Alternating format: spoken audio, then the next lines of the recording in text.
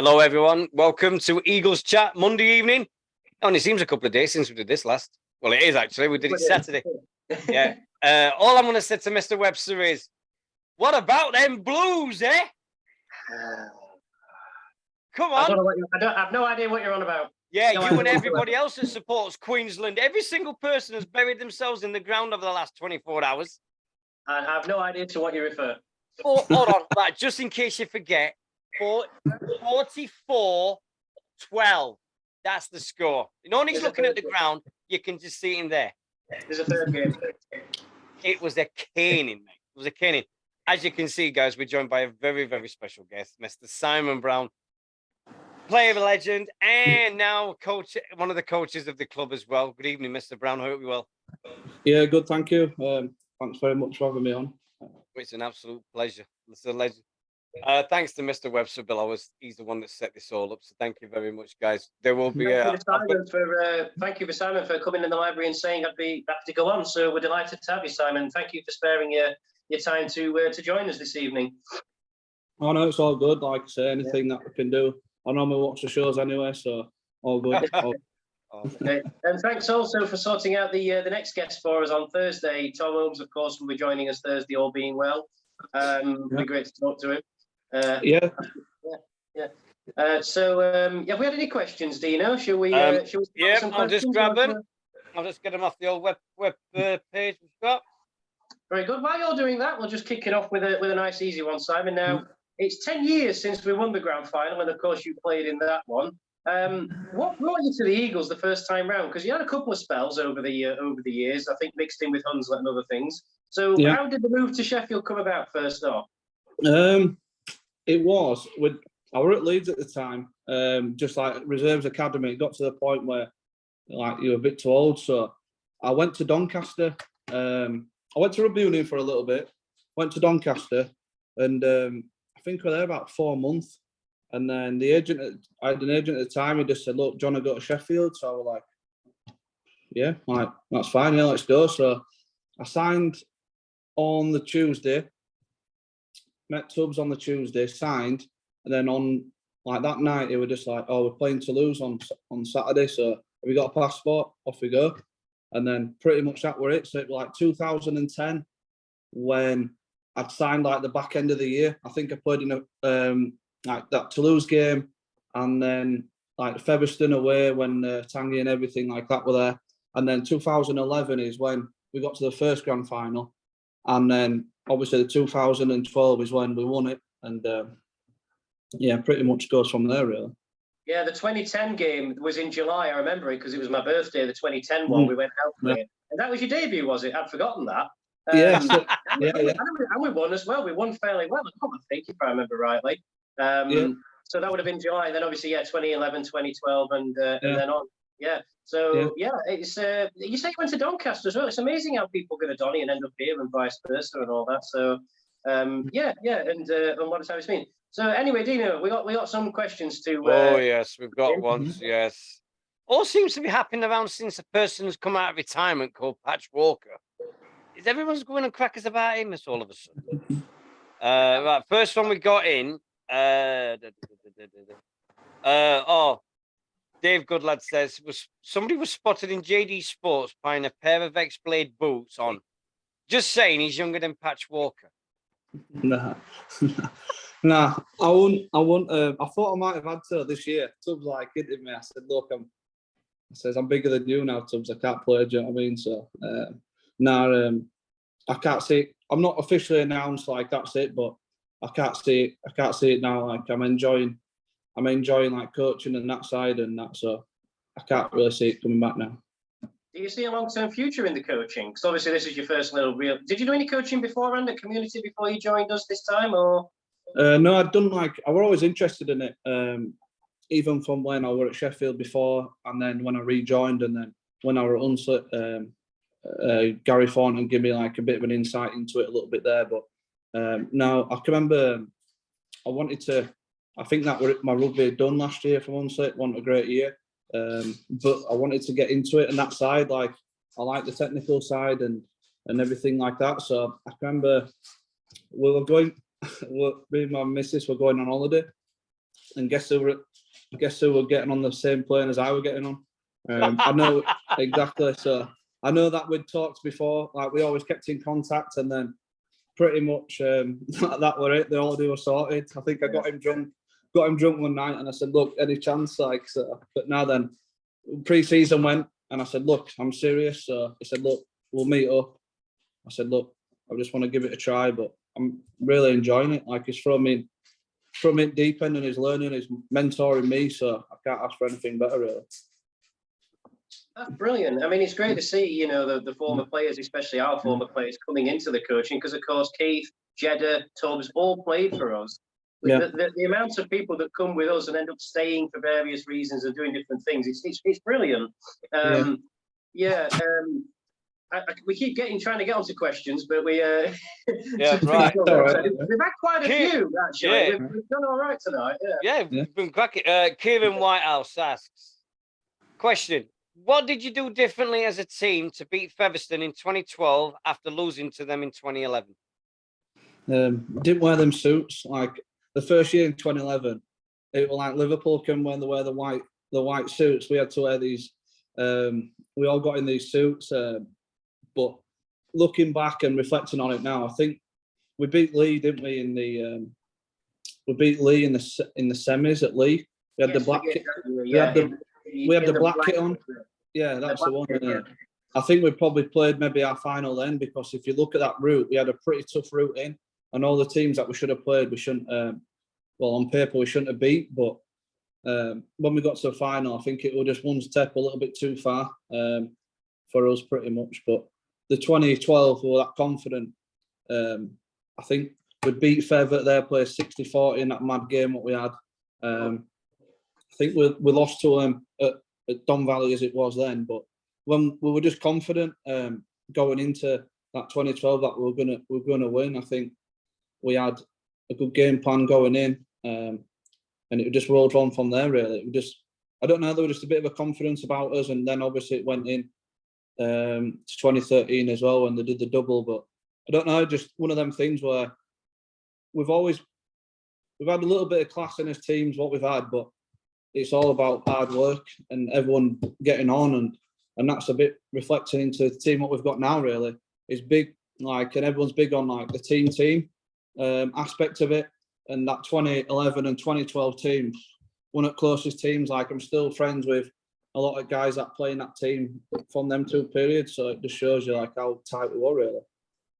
I was saying when we did this show on Saturday that 2011-2012 team was like 3-4 years in the make, building up from mid-table into playoffs into challenging for the title. It didn't happen overnight. It wasn't like what Lee and Fev have done, have signed a load of names for money. It's to be built that team, you know, around you and Dom at the halves. It didn't happen overnight, and that was one of the achievements one of the best achievements we've ever had as a club, to overcome Fev in that manner. Was it the end of 2012? I think you went off to York.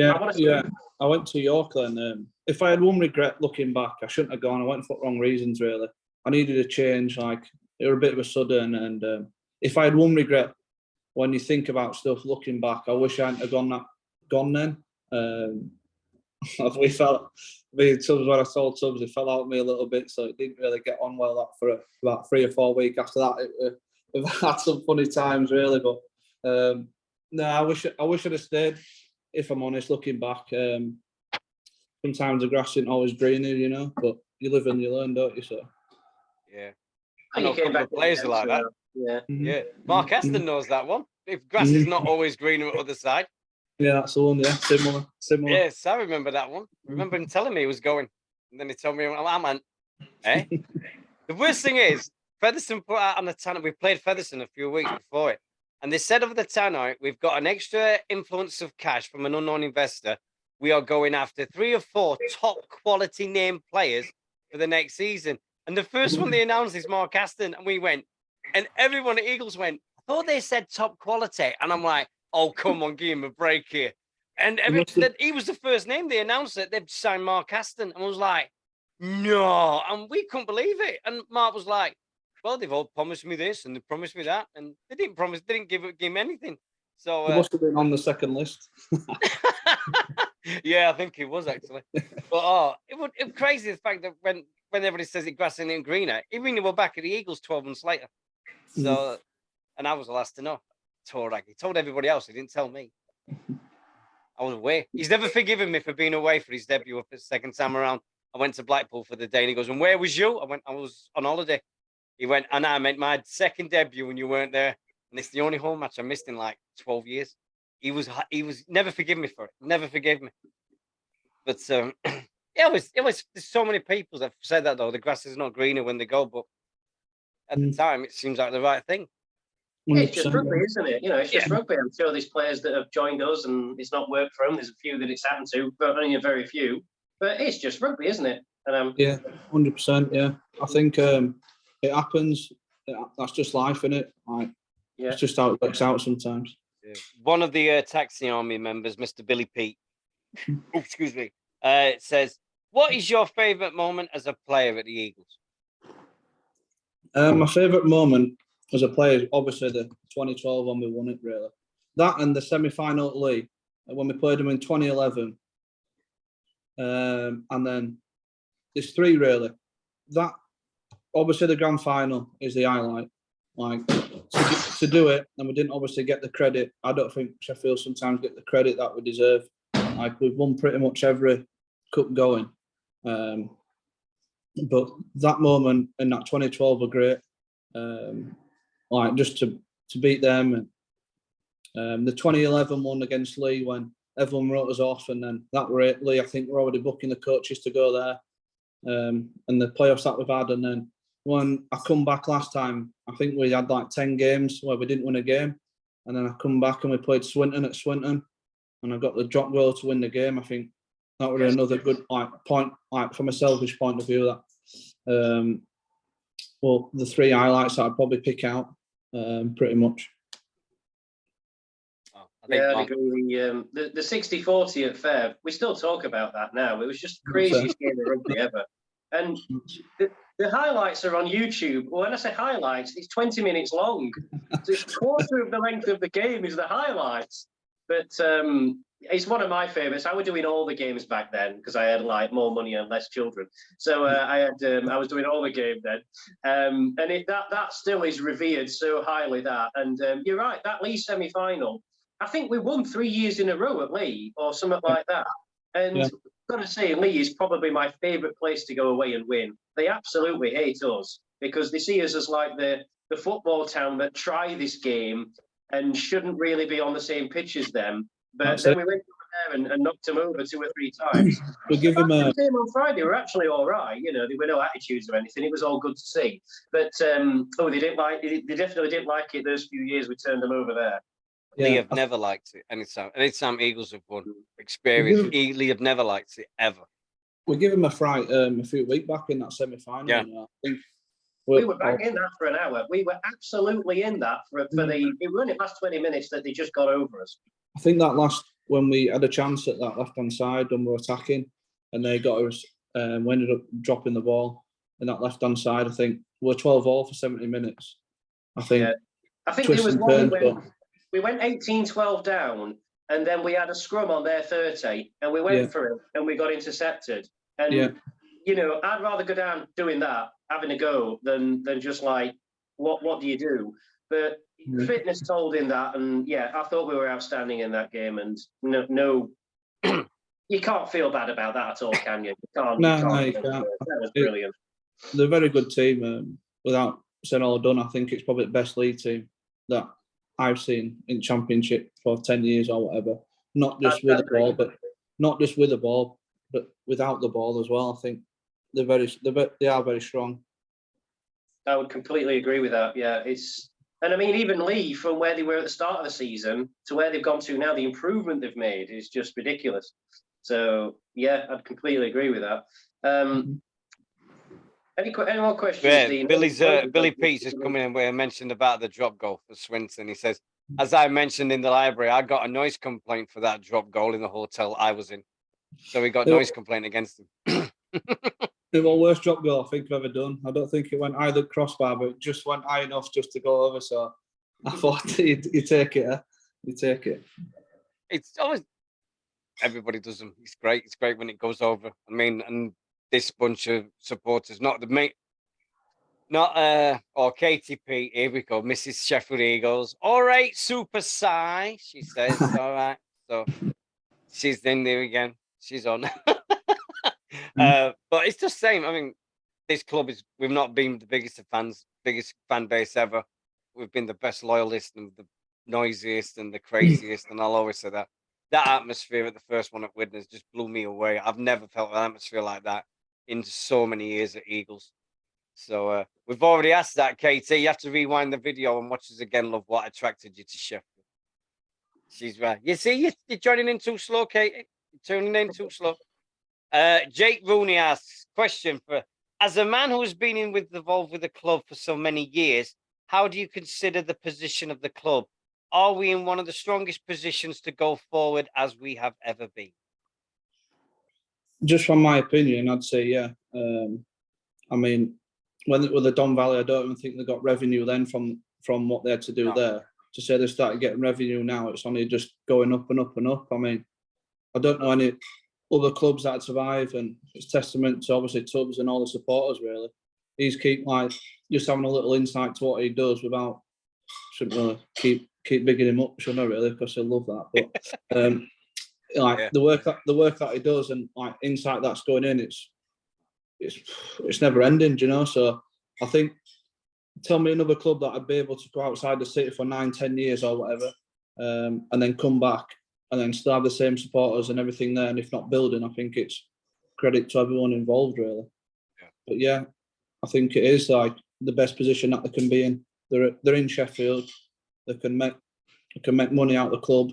Like, what else do you want? People's been doing it for years and years and years, haven't they? So it's the first time that Sheffield's been able to do it. I think, yeah, it's probably the strongest position that they've been in. Yeah, got a question for you. What about these Tubbs shoes that he had at the golf day? Because you sent me a question, and I'm like, I asked him, and he's going, "Hey, whoa, nothing about my shoes. What is it with the shoes?" We played. So he said, "Oh, do you want to play in the golf day?" I said, "Yeah, I'll play." So we stayed at his on after training, had a few beers, got up next morning. So had a coffee. I says, "Right, I'm gonna go get ready." I come down.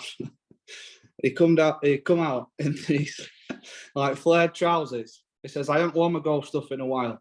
I said, "Like, no worries." He come out in these flared trousers. These, like, I didn't know he had any shoes on at first because they were that flared and long. And he lifted them up. He had these brown shoes on. He looked like he'd bought them off John Wayne.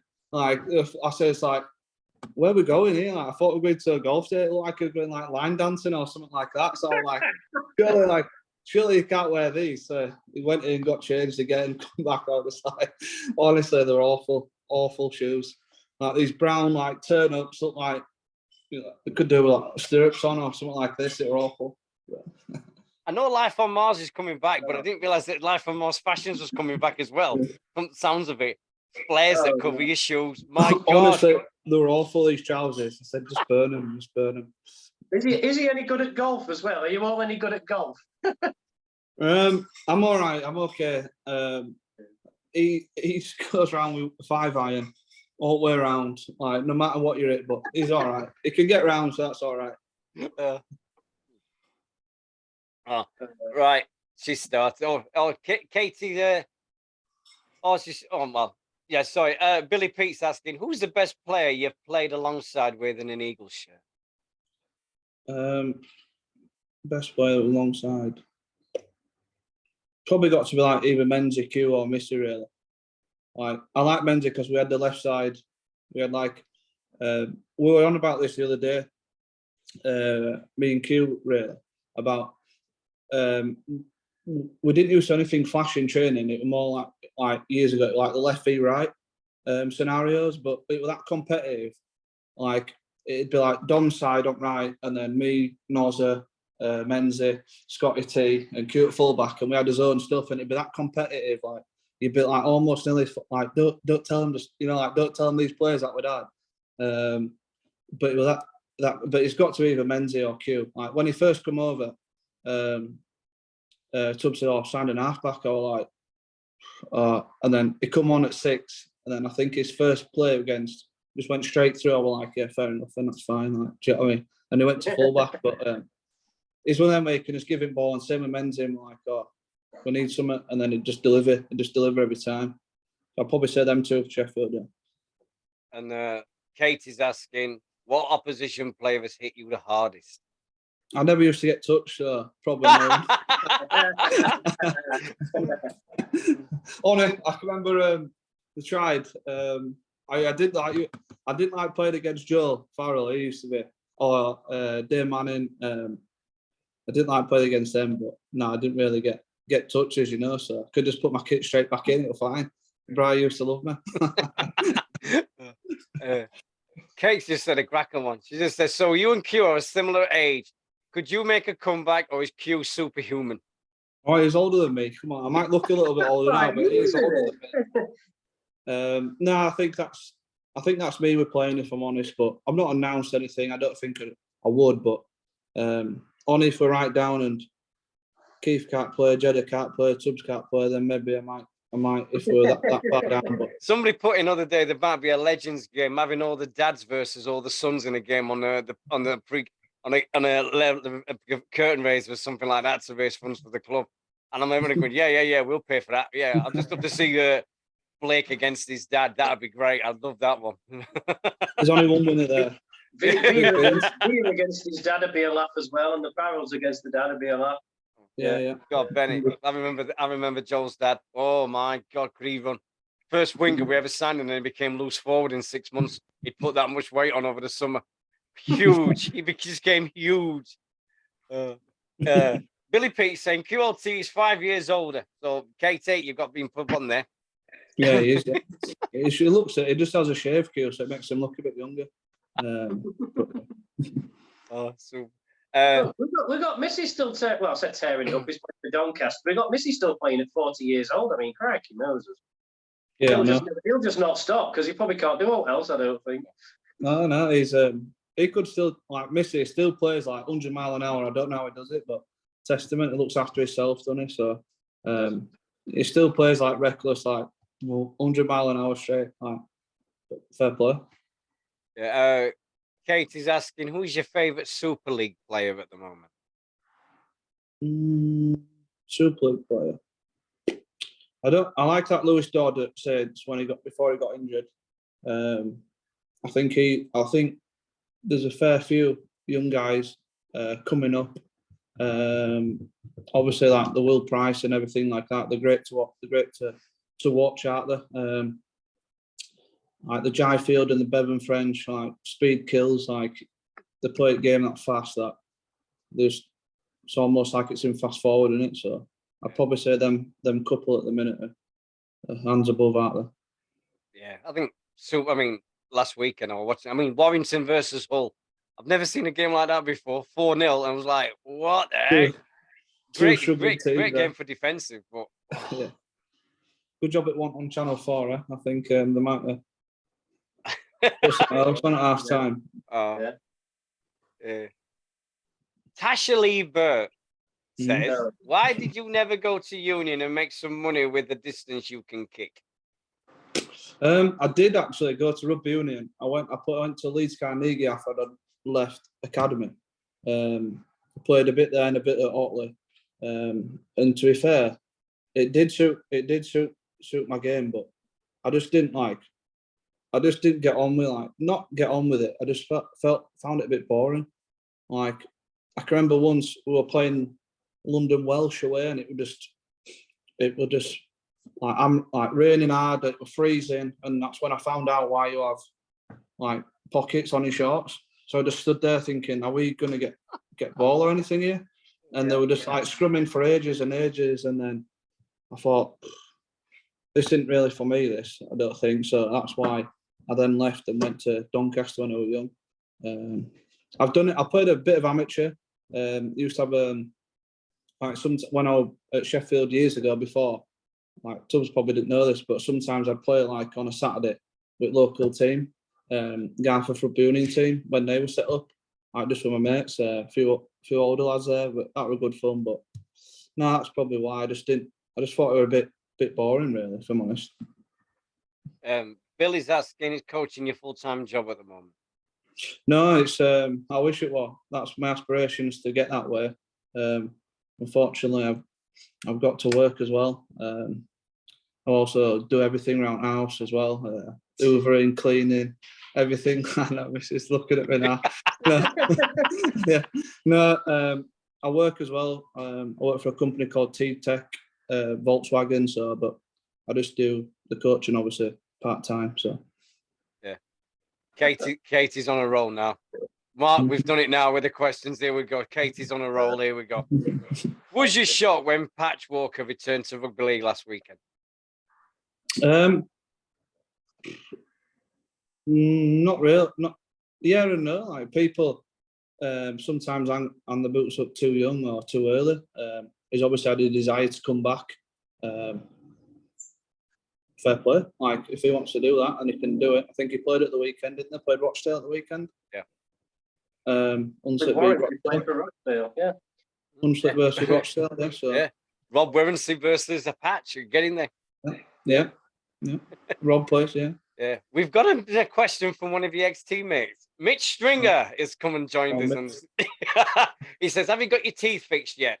Yes, they're in. He used to look after me, did Mitch? Another, like when I first signed there, like obviously I was a young kid and there were him, Jack Howison and like that, Peter Green, the serial killer. They were good. Like, but yeah, Mitch, he used to look after me a bit, try taking kicking duties off me once or twice, but no, it's all good. Oh. But yeah, there we go. Everybody's coming in now. That's it now. Everybody's coming in. We're getting everybody at some point now. What else we got here? I remember that Mitch did used to kick, and I'm sure I can remember him kicking once at Widnes or something. I don't know where that's come from, but I honestly remember Mitch kicking for him once or twice. They were good, yeah. They were good. Could do it all. Like the skills that he had, like unbelievable. Like he always used to stand off and he could pass as well. There's one in, I think it's in 2013 final when we beat Batley. I think Hendo gives it to him, and he just passes it. The Batley defence are expecting Mitch to just do that little step and take it in like he always did. Yeah, and then literally out of nothing, pass, cue through a gap, scored. You know, and he did have all the skills, did Mitch? Some games when we used to play or if we come off injured or anything like that, it'd put him at 6. Just like Mitch would just play standoff or whatever and slot straight in. They were good. Like his skills were really good. Crazy, isn't it? Mm-hmm. Yeah, Mitch says you look like a young Simon Cowell. And Tasha Liebert says, "Do you like being the second son?" Laughing.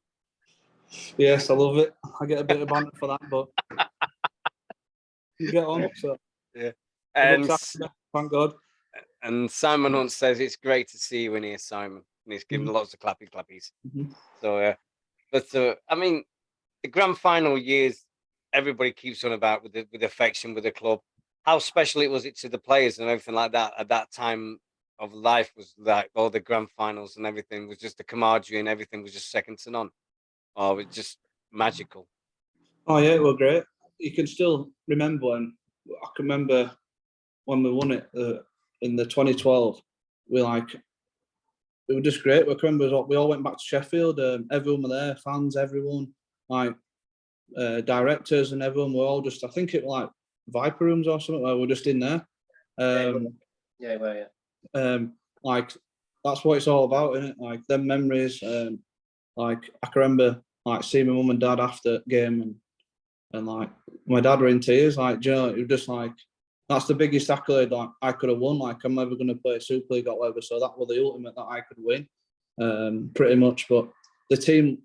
And it's similar to this team, they're pretty close. If you're not close team and you don't want to work hard for each other, you're never going to achieve anything. And when you come in, you've got to buy into them values pretty much. Otherwise, you're not going to be around for them. Oh, Daniel Burt's got a question. Brownie, can you stop eating our lass's sweets at work? She's not shut up about her missing sweets all week. It's not me, Tash. It's Mark Hannigan.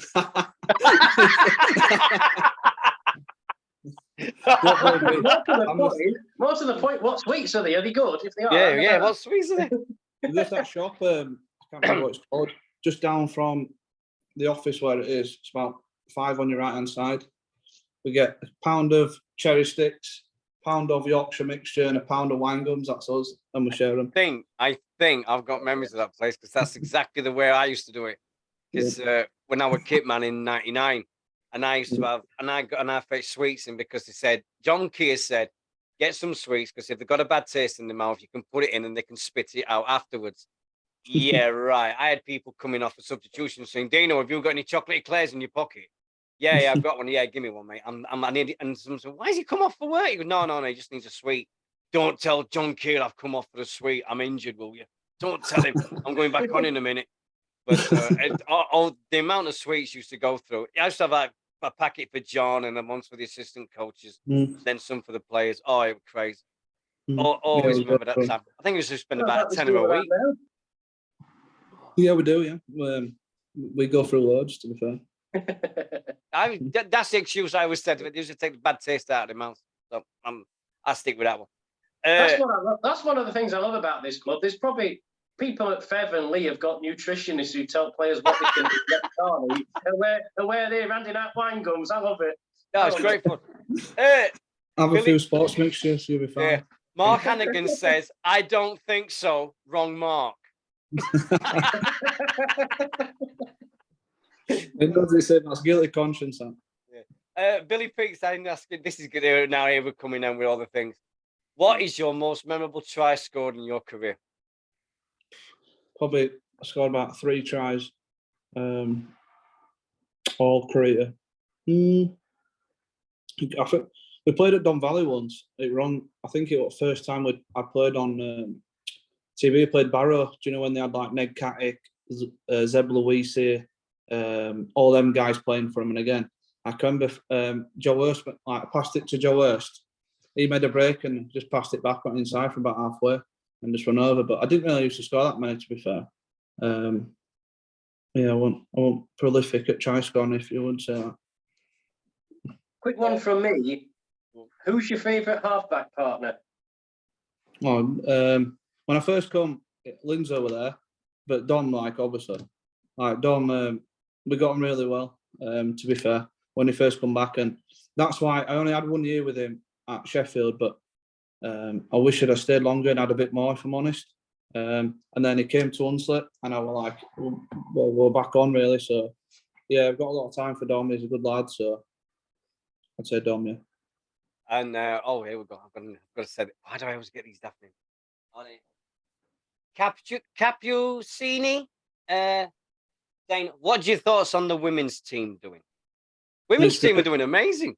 Oh, it's great. I said to Tubbs that we need a joint session where they come down and we all get in and everyone comes down. But I think they've lost once. Yeah. Every time we see them, they're doing really well. So yeah, it's great. It's great. It's good to see. More the better. Yeah, well done to him. Cap says Caps will do. Thank you very much, Cap. I'm sorry if I pronounced your name wrong. I do apologise. Kate Pete says, I love Dom. Here and there, Dom, and it always the same. Kate, is there anyone that you don't love? That's true. Yeah. She says, please, it would be great. We've only lost once, yeah. So yeah, she's up for the double session. Yeah. Katie again asks, so how long are you planning to be with the club? Are you training towards qualification?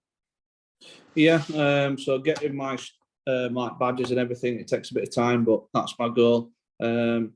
Obviously I said I'd stay this year, but I'm hoping to stay longer.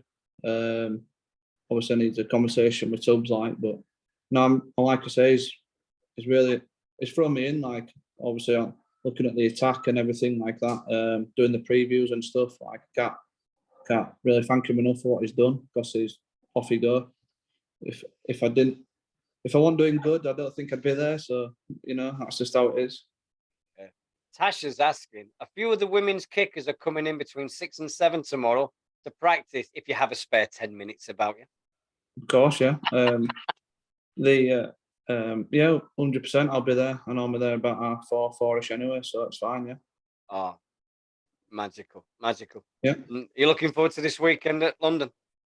Yeah, 100%. I don't think we're playing it. It's not at MK Dons, is it? Absolutely. Yeah. Yeah, we've been through all the logistics of getting there. It's actually better. It's supposed to be Wimbledon FC, but it's actually better, this place. Right, okay. Well, I don't know, it's not a better stadium, but it's better to get to for us. It's not easier. Changing rooms and facilities are up, but for fans it's better. Yeah, we've got a few back, haven't we? After the bans, like what they got crazy. I think we've got Joel back. We've got Mikey Wood back as well. So we've got a big July really. London, Batley twice, Barrow. So yeah, we've got a big July which we want to try and do well in. Caps, if you would love to give me a message, send us a message on here, Caps. We would love to have you on the show because you play for the women's team, and we've been ages trying to get one of the women's team to come on the show. I've been speaking to somebody, Deano. I'm trying to sort it out for in a couple of weeks, but we're going to have get them on the ladies team on. Yeah, definitely.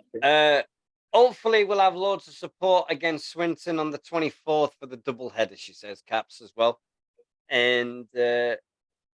Simon Hunt, Mark, are you looking forward to it? Pint glass, pint glass, pint glass. And maybe I think it's you, Mr. Webster. Okay, just to clarify, obviously Simon will know this. Andrew Senior, who you obviously know, it was his birthday yesterday and he was 40. And in a couple of Sundays, it's my birthday and I'm 40. And right in the middle of it is London away. So we've got about 8 or 9 of us going down on Saturday morning. A few of us are staying till Monday. And we will be... there will be some pubs visited, although we're probably not too many at those prices. But we're going to make a weekend of it anyway, you know. So we are going to enjoy it. I think Simon's joining us actually, so you know. And it's cheap tickets to get into London Broncos because I've just bought mine for 15 quid today. £2.50 booking fee, but 15 quid if you go through the website. So a lot cheaper than paying 22 on some other websites they've been charging. So. What else we got here? Oh no. If you aren't bothered about my stupid French accent, I'm up for it. Yep, she's up for it. Billy Pete says, thanks a lot, guys. He's off. What else? Hopefully we can have lots of support against Swinton on the 24th for the double header and on Sunday at Mosborough this week. They're playing at home this week at Mosborough. So, but how did it feel a couple of weeks ago with first match at the OLP, Sam, against Widnes that night? Yeah. I've never really experienced it. The only one that I could probably experience is when we had who was the guy that did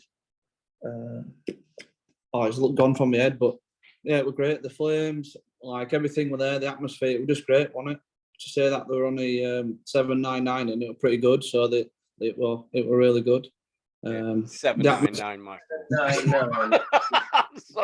I'm sorry. 799, my fault. I'm sorry. No way. There were more than 799, including the hill. Let's put it that way. Yeah. No, like you say, it's the atmosphere is just great. Like the buzzing. I think it took us 10 minutes for everyone to realise like we're in a game here, actually. Do you know what I mean? So no, it was just fantastic, really. Both of us said to each other, it's Wembley again, because at Wembley, Widnes went 12-0 up. And I looked straight at him and I goes, it's Wembley again. He says, oh, what do you want about? I said, we'll be fine. And then next minute, bang, bang, bang. And I think that 10, 15 minutes after half time, we just destroyed them. And then we fell asleep at last 10 and they came back into it. But the whole night was just magical. Yeah, 100%. 100%. It was a great night. I think that flag got put on that TV more times than some players did, really. But I'm saying nothing about that flag. If Cap says I have to stop promoting the women's, it's coach's time. No, keep promoting them, keep promoting them. Katie Pete, once again, Mrs. Eagles. Which players are a pleasure to coach? I'm not just saying it, but it's a good group. I went here last year, and I've heard that are pretty different, but they're all willing to learn. They're all eager. They all want to win, so they all want to be better. Spent a bit of time with Isaac and stuff, and he's great. Obviously, our halfback as well, and St. Marie, so I spend a lot of time with him. But they're all good. If they're not, I think clubs won't have them around, you know. So you've got to be a good lad, otherwise you're gone pretty much. Has anybody been nudging back saying, "Come on, one more year"? Yeah, I think, like you say, I think I don't know. Like, it's his call, isn't it? He's had a good career, so. He's just done my mortgage. And then he told me how much it was, and I went, oh, but no. I said to him as well. I went, no, he's stopping another year, and he went, oh, not you as well. I says, well, whoa. I says, come on. I says, I'm an Eagles fan, mate. I says, you've been on Eagles chat, and he went, that's where I've heard your voice before. So then he just went on about it. They've got commission off you now, so probably will retire. Yeah, go on, Benny. It's going to cost me a few months streaming to pay for this bloody fee. So, bloody hell. But it's all good. He's done my mortgage. I can't speak highly enough for him. He did it within an hour. He's great. He's great for it. Recommend the lad. Caps, on that note, finally really pleased with the games I've seen. Tough against Lee, but they held their tackle and it's a good group. Great coaching. Hopefully we'll get the result they deserve. Have a great evening, guys. That's from Caps and everything. Cheers, thank you. And Katie says, Isaac is so much better this season. It's there for everybody to see. He's doing the work, like you say. If he's doing the work, he's doing what we're saying. I think it's him. It's great. Yeah. It's him down there. Because the moment he criticised him on this show, he's been having a bloody season of his lifetime. I didn't criticise him. Yes, you did. Didn't you say? I'll tell him. I'll be telling Didn't Isaac you to be say coming after this pirate. he needs to wake up? Him. No, all I said is I think we were very early into the season. Yeah. I think what happened with Isaac is he started with us and then COVID hit and he didn't play for a year. And then I think it just took him a bit to get back to what he can play and then improve from there. And all I said about him was, I didn't criticise him, Deano. I just said that of all the players we've got, I think he's going to improve probably the most. He's got the best potential to move on higher up.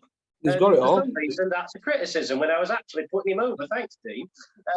Sorry. I will say about about Isaac as well. Playing alongside Thax is going to do an absolute world of good. He'll learn so much off him. It's just, and he has come along a long way. Not that he was ever not there, but it's just you can just see the improvement as it's gone on. I'd put him in as one that most improved from last year. Easy. Absolutely, yeah, I'd agree with that. He's got all the skills. He's got all the skills. He can kick, he can run, he can defend. Like, it's just if he wants to do it, he'll do it. It's just, and if he gets into trouble, he's always got a big brother against him. That's it. It's fiery, so they'll be both knocking on your door later if you've criticised him. Oh, we've had Joel on twice. He's great.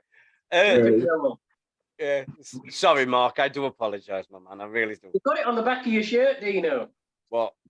Super Joel. You've got it on the back. Oh yeah, I'm wearing that Sunday. I'm definitely wearing that Sunday. The collection I've got, it takes me about half an hour to pick it, but I'm definitely wearing Super Joel this week.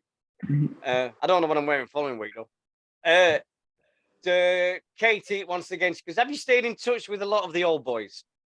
Yeah, so Roe is one of my good pals. Obviously speak to Dom, Vinny Finnegan, if you can remember Vinny. Oh, yeah. I'll tell you what, a good thing. Yeah, we've got like a reunion thing going on. So hopefully this year that everyone's going to come to a game, more like 2012 team. But we had Missy's surprise 40th. I thought it was 45, but yeah. So we had his surprise 40th, and everyone rocked up there, and it was just like old times again. Good laugh, it was unbelievable. So yeah, it was good. But yeah, speak to him. We've had just reminiscing about like old stories and things like that used to happen. It was just some stuff you don't believe. But yeah, it's good. Do you have any stories you can tell from that era? Any little pearls you can drop in? You don't have to name any names. We don't judge. But any good stories you've got? I can remember one, which we talk about now. So there used to be me, Rowie, Dom, and Vinny traveling this car, and I couldn't drive. Everyone knows, so. Anyway, we're like, right, you owe some petrol. I was like, yeah. I used to wind Rowie up forever. Yeah. I'll give you it next week. And I think this one time he just come and he wasn't in the best of moods, put it that way. So I've got dropped off.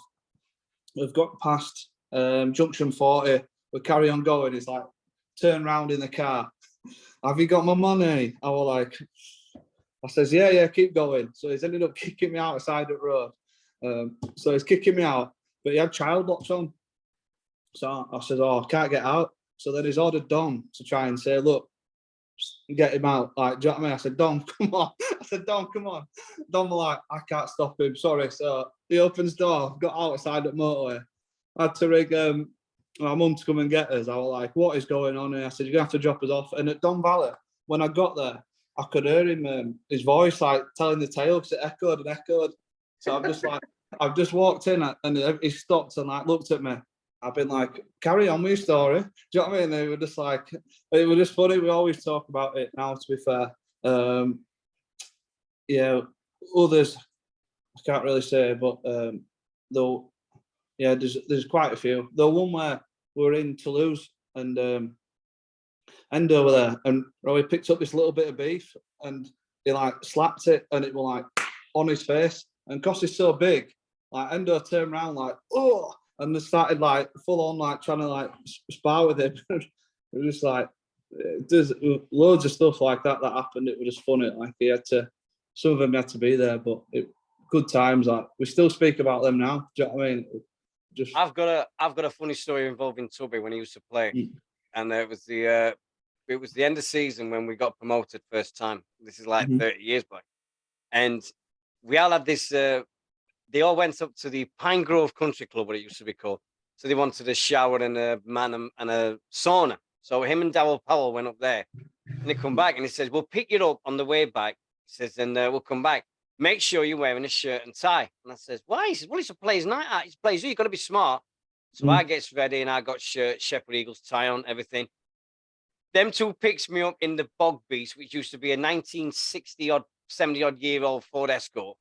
And they got out of the car, full Sheffield Eagles blazers, shirts, ties, slacks, trousers, everything.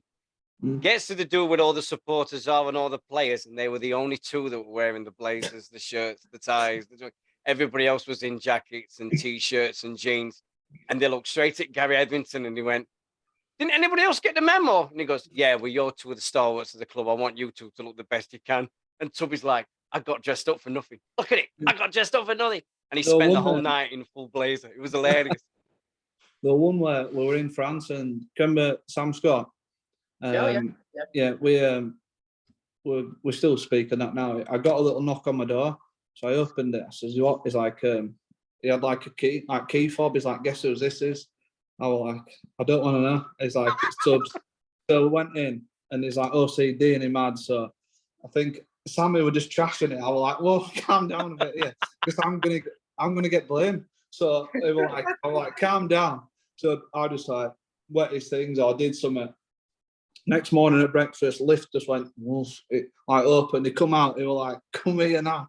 I was like, "1 minute with Sam." You know, I said, "I'm not having that one." Yeah. Oh. I never knew he was OCD. I never knew. Well, I was his kit man, so I should have known. Yeah. Tasha Lee Burt says, "Blake and Isaac for me are the most improved this year. Blake's been ripping it up, and I think he gets missed, and he is underrated." Yeah, I'll go with that one. Quiet one. And KTP again says they are disliked players in rugby league. For example, Barlow, Gareth Hock, back in the day. Are lads like that just not nice on the field? Yeah, dislike players that don't. Yeah, pretty much. Yeah. I don't know like anybody who's like maybe one or two that you come across where you just think, oh, like you don't need to be like that. But on the pitch, the different characters what they are off. But I've only met one or two that are not really my cup of tea. So pretty much. Yeah. Yeah, like look at Peter Green. Like he was like a Terminator. Like on the pitch, one like I was scared to even like sometimes ask him to take ball in, you know, but then off the pitch, you're the nicest guy you ever meet. But on it, like you think he was just going to kidnap you. That's how he was. They were brilliant when we signed Pete Green. I always remember it because I got the inside word from someone they said, "We're signing a player from Doncaster," and I'm like, "But Doncaster are bottom of the table and they've lost every single game by 30 points. Who the hell have they got that we could possibly want?" "Oh, it's Pete Green." "Oh, that'll do. He's brilliant." And, he was. He was absolutely fantastic for us in the years we had. I mean, and again, it's one of them players that were playing for a lesser team, came here, brought him on, and ended up being a grand final winner. I got sent off with his dad. Me and his dad got sent off once. We had a punch up between Doncaster and Hillsborough Hawks, and I played the ball and walked into him, and then he just went, "Take this, you." Boom, he hit me, and I just saw this guy in front of me and just chinned him, and then the referee went, "You off." I offered to shake his hand. He called me every name under the sun, so I chinned him again. And then we had the return match, and I hit him in the first 2 minutes, and he went off the pitch. And I went, "Yeah, that's my victory. Thank you very much." So that's Ray Green. Remember Ray Green very well. I remember Ray when he worked for a club as well. He were a lovely fellow. I wouldn't have had him down. Put him on a rugby pitch. He's completely different. He wouldn't even shake my hand afterwards. I'm not surprised. Yeah, well, Katie Pete says we all dream of a team of Peter Green. Oh, that old chant again. What can you say? He couldn't kick though, so he'd never score goals unless you're down at sticks. He couldn't kick the ball, so he'd be snooking. Conversions. Yeah. Any favourite kits from when you played with the Eagles, or was there any nightmare ones? No, not really. I think I like playing at Leigh. I don't know why, but it's just a great ground, isn't it? Like it's just like playing a carpet. When you're playing like the Cumbrian teams, when it's windy and wet through and stuff like that, you don't like travelling and going up there. But no, there's not really any grounds. I just think I didn't like doing it. No, not really. No, I think we're all right. Any ambitions for the rest of the season? Well, we wanna kick on. Really, we were talking about it the other day. Like we're halfway through the year now. I think we've won more games than all last year, which is a start. But as a team, we've got to get ourselves together. And where do they want to go? Like a really good July kick on. Second half of the season, we don't want it to dwell out. We want to keep pushing and do the best we can. Really, that's always got to be the aim. Like go into every game confident, thinking that we can beat. When we're on, we'll challenge every team that we play against. So it's up to the mentality of what we've got, and up to us to get it out of them. Is Bradford's pitch really that small to what we can see it? Yeah, that's one what I'd say. Like I won't like, but it's easy, but yeah, it's the smallest. I think it's even under what you're allowed, but for some reason they get a special rule. So but it is really small. It's unbelievable when you're on it. I'd hate to have been playing on that. Somebody says it's like smaller than an under 17s pitch. Yeah, it's crazy. It is. When you stood on it, you just think, "Wow, this is unbelievable." But I mean, it must affect the team plan in a way that's like, because all of a sudden you've got this when you're doing on a size of pitch of OLP, and then you get to somewhere like Bradford, which is just so much shrinkage on each side. It's got to affect it in a way, surely. Yeah, you just got to be more direct and a bit more detail on your lines and where you want it to go to. You just got to be a little bit cuter with your plays, what you're executing, really. But it is small. Like I don't know how they get away with it, but one of them, isn't it? Yeah. Probably because they've got nowhere else. I mean, they were at Dewsbury for a bit. I don't know why that, but the grief we got from Dewsbury, and they got left there. But I don't think they've got anywhere else they can play. The football ground's no good. They don't want to play in there, so there's nowhere else for them. Yeah. Katie's got another one. Oh, this is a good one. So when a player contests the ref and gets sin binned, how do you deal with that? For instance, the league game and Tom, are the coaches angry? Well, we want to try and keep all those players on pitch, especially when you're playing them teams. But if you do go down to like a sin bin or whatever, then sometimes it can be good. Like it sounds weird, but if you need some energy, then you've got to work twice as hard because you're a man down. So in that sort of respect, it can help you. I mean, I think Halifax beat Bradford, didn't they, with 12 men after 3 minutes he got sent off. But when you've got the ball, you've just got to try and kill that 10 minutes and make it slow really down. So put the ball out of touch and walk to it, try and get some time until you get your man back on the pitch pretty much. But it can work either way. Sorry about that. I have a question just as you now in the coaching thing, and this is one of the things that's riled me about this season. What's your opinion on the 6 again rule? I don't agree with it when you're in your own 20 and you're getting 6 again, because if we got a guy that can kick a ball 40 yard, then what's the advantage in getting 6 again in your own 20? I think there should be a decision, but I'm not really. I'm not really a massive fan. I know it speeds it up a bit, so your middles have changed where you don't get many really like big guys. It's more like you've got to be fitter and more agile these days in the middle, but I just don't think it works sometimes, if I'm honest. That's pretty much my opinion. You know, if you get a penalty, but apparently it can be given for some penalties and not others, which is just doesn't make any sense. If you've committed an offence, you've committed an offence. But from that kick, you've got your fella can kick it 40 metres, and that gives you a second to just get your breath and then plan something else. Whereas if it's 6 again, it's like, oh, keep hold of it, don't drop it, sort of thing. Yeah, we had it on Friday against Lee, so we got 6 again, but we're in as 15-yard. We ended up kicking it from our own 40 anyway. But if we'd have got the penalty, in my opinion, then we'd have been in halfway line. Isaac can kick a ball, can't he? So we'd have been halfway line attacking pretty much them and maybe ended their set near their line. So I don't think it works in some circumstances, but again, rugby league, innit? Just bring something else in after all. Yeah. What do you prefer coverage-wise? Is it Channel 4? Is it Channel 4, Sky, or Premier Sports? I like it when I think they should. I like it when it's all the ex-players really. What's commentating on there? It gives you a bit more insight. The Channel 4 has just been fresh, hasn't it? I think more coverage for rugby league, the better. The Premier Sports guys, I think they do a great job. It's good to see it on more platforms. And I wish I like obviously the Catalans and the Toulouses and the French league. I like another team to maybe come in the Championship French side if they can get their deal sorted out. Is it BN Sports over there? Yeah. If they could get a deal with them, I think it'd be great. But yeah, I think more coverage it gets, the better, really. I watched the. Sorry, go on, mate. I'm saying is at the minute it looks like Toulouse are going to come back down unless they decide to change the rules mid-season to not drop anyone down. I just find it baffling as an original football fan who came into rugby league later in life. Like I only like 17, 18 when I started. I found it completely baffling that you can have a sport where you can start playing and then halfway through the season the rules can change and you might not go down, you might not go up, you might not. I just don't understand it. It makes no sense.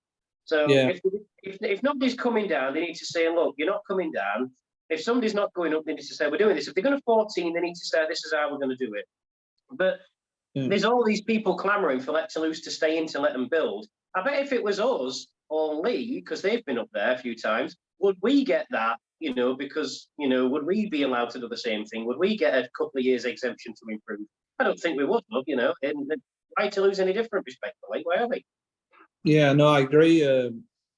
I think I get the obviously Super League point of view. Like, what do they, for example, Catalan and Toulouse, when they play, and what are they bringing?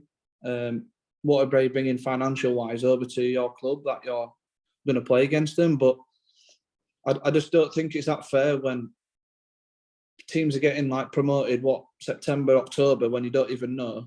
And then next minute into pre-season, and then they have to try and sign players on a promise, pretty much. It's same with Championship and League One. I think if you come up, then why can't you give them a year?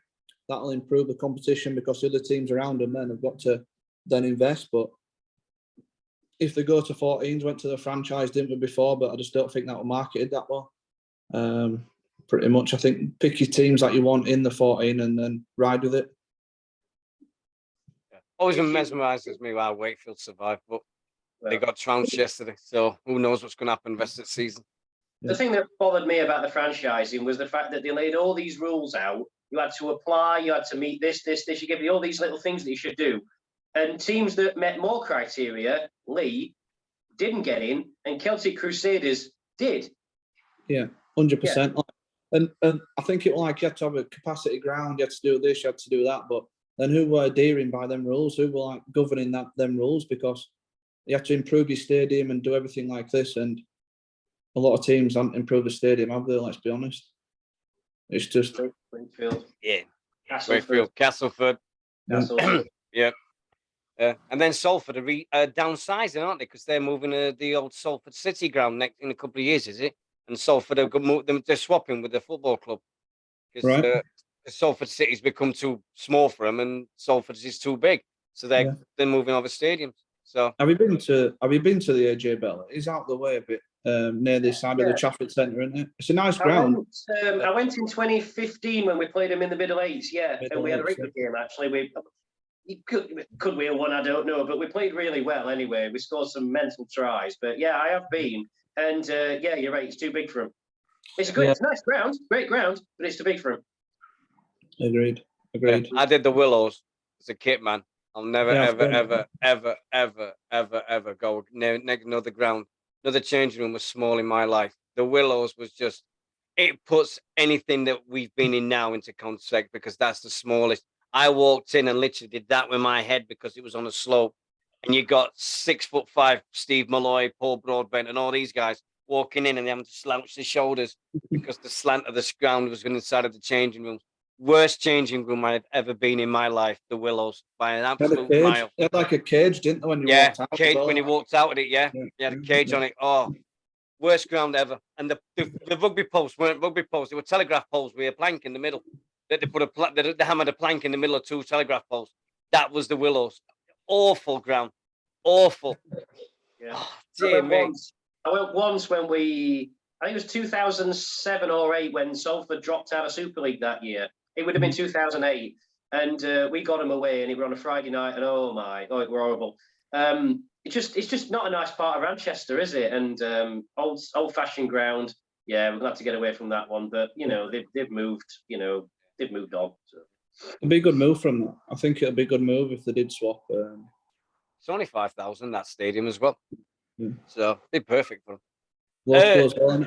Yeah, talking to stadiums. Oh, here comes Katie Pete. You may not want to answer this, but do you think they'll finish the ground to its capacity like they originally promised, or do you think it's how it is now? How it'll stay? No, I honestly think it'll get sorted. Yeah, I think they're on with that a bit behind the sticks, aren't they? Or and that. So let's hope it comes. But no, I can see him finishing it. If I'm honest, might not. Might be like 2 or 3 years or whatever, or maybe longer. But I think it will get finished one day. It's got to. Needs to have something stopping people watching on the hill as well. Yes. They'll be having barbecues on there, so I'm telling you, they're having the barbecues and having a right night. Well, I'm gobsmacked because we've done nearly an hour, and it's been a wonderful hour. It's been one of the best ones we've had so far by an absolute mile. It's been an absolute pleasure. Thank you so much for coming on, my man. Thank you so much. No, don't worry. It's been wonderful. Thank you. Yeah. Mark, have you got anything else? I was just going to echo you. Thanks so much, Simon, again for giving us, an hour of your time. I know when we spoke, I said half an hour, but we get talking, don't we? No, it's fine. It's fine. Don't worry about it. Yeah, and also thanks for offering to help us out getting other people on. We did say we were going to try and get more current squad on, because people like to stay relevant and keep up to date. So thanks very much, and might see you on. Well, we'll see you Sunday at some point. That's the epic game. But yeah, thanks so much for this, and obviously, as is always, welcome on any time if you want to tell us anything, and obviously all the best for Sunday and the rest of the season. It's going to be hopefully a very promising second half of the year. Loads of home games against teams that we know we can be. Yeah. So let's get a move going. Let's get some momentum. That's the word I'm looking for. Let's get some momentum going. Now we've got the ground, we've got it settled. We can get more people in now. I think it's moving up to like 1,300 from the Batley game. So let's get as many people in as we can. Yeah. That's it. No, thanks. Anyway, thanks very much. Take care, mate. See you Sunday. Take care. Have a great week. Guys. Cheers. Bye-bye. Bye-bye. Bye-bye. Bye-bye. And I wasn't going to say what Kate is. She says, I don't know if I've said this, but I love you, Super Si. She says that about everybody. She loves everybody. Anybody in a Sheffield Eagles jersey with shorts, she just loves them full stop. The amount of men she's loved over the last nearly 30, 40 years, oh my God, it's just immense. It's just immense, isn't it? Yeah, so, I mean, we saw the results yesterday. Did we call it Featherston are in the middle of a Wembley hangover of all hangovers? That was a very staggering result. I'm not saying Batley are bad or anything like, oh, good, whatever. But Batley are good. We know how good they are. They're fourth. I think the fourth table, and you don't get there in this league by being by being inconsistent and whatnot. That's a really eye-opening result. So if anything, it's confirmed that Lee are going to finish top, and it's shown that Fev are beatable. It's made it interesting. It's made it a lot more interesting than it was before the weekend. You know what the shocker yesterday was for me? Newcastle 66 against Workington. They put 66. It was a big result. It was a big result. I mean, we know Newcastle can play, and we know Workington are really, really struggling. It was quite an eye-opening result. Yeah. I mean, Bradford put a good number on Dewsbury. I mean, we've known how Bradford have had the struggle. I think Bradford are hitting form now, so they'll probably go on and get better. Yeah. Dewsbury are really, really struggling. London were at witness, was it? Yeah. And they didn't lose by much. No, 26-22. Yeah, we've got to have it about us this Sunday. We can't just turn up this and expect to win this game. We've got to play well. We have got Super Joel and Mikey coming back in. If they go straight back in the side, I think they probably will. We've got the injuries coming back. We have got to be at our best to win this game, and I think we will win the game. Yeah. But this is the time. This is the kind of game now where we can get the result, and it'll change the mood, and we'll have that confidence again, and we can go into the Batley game. What have we got to lose? Turn them over. Yeah. And I mean, the state of the play at the moment is it's up for now. Second place is up for grabs, because if Featherston are wobbling, I don't know why all of a sudden since Wembley they've had the biggest wobble ever. But then all of a sudden Batley are like saying, "Hey, we've got these. We can get second place here. We can actually give them a game here. We know Lee's going to go up, but we can actually shock a few people on the way as well."